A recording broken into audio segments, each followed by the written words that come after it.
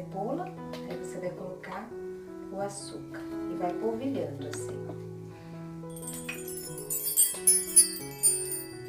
Acho que todo mundo tem problema de arder os olhos com a cebola, né? Gente, eu não posso com cebola. Isso é um problema. Eu já estou chorando aqui.